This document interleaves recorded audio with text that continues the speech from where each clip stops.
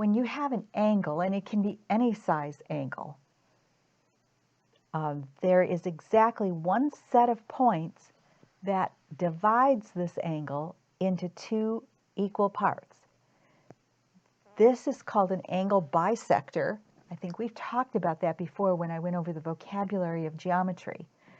See, these loci sets actually do have a function toward understanding geometry better.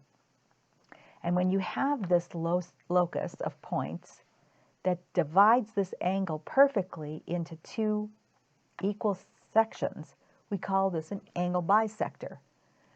The set of points is equal distance from this ray and from that ray, and starts in the vertex of the angle. Angle bisectors, the locus of points in an angle.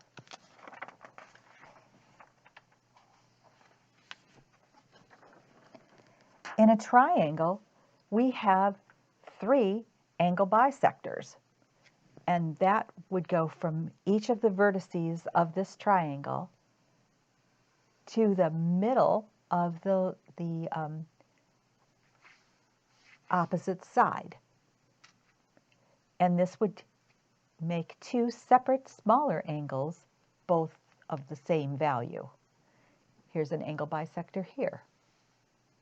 And then from the top vertice, we have a straight line down to the base. And in fact, this particular one is perpendicular to the base. That forms a right angle. Angle bisectors.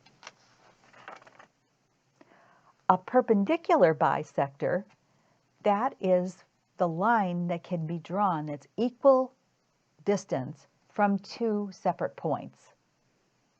So here we have point E and F, and the set of numbers that are exactly halfway between E and F make a perpendicular bisector of those 2 points. When you have 2 lines, here's our solid lines are the ones that I'm starting with. The loci are 2.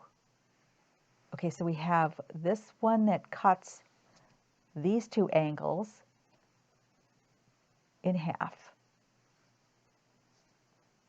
And then one going this way, a set of points going this way, that is equal distance from these 2 sides of the ray.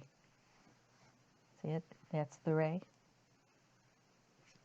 And this is the ray. So when we have 2 intersecting lines, we have 2 intersecting loci.